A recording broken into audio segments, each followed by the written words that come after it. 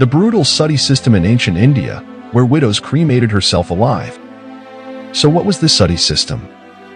The sati system was a practice in India where widows would alive self-immolate on their husband's funeral pyre. Some were forced to be cremated alive, and some were doing it willingly.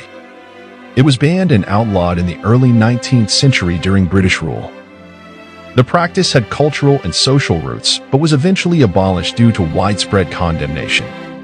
So how did sati system started?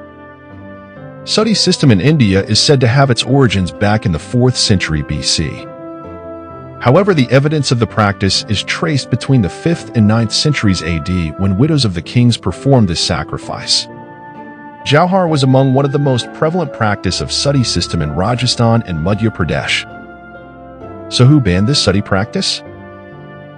The Britishers, following the calls from Raja Ram Mohan Roy, who was the India's first socio-religious reformer, and finally Bengal sati regulation was passed. The regulation described the practice of sati as revolting to the feelings of human nature and as barbaric. So now the question is, when was the last sati practice practiced in India? Meanwhile, it has been outlawed in India since the 19th century and is illegal, but still some rare and isolated incidents have been reported in some parts of the country in recent years.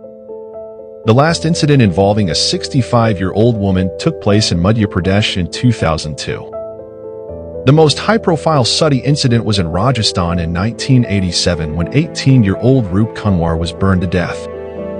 At the time, she was 18 years old and had been married for 8 months to Mal Singh, who had died a day earlier at age 24 and had no children. However, the sati system doesn't exist now in India, but still in some places the widows are being denied from the basic rights and are being seen as bad omen. To know more about the topics like this, do follow and subscribe to our page. And don't forget to like, comment, and share.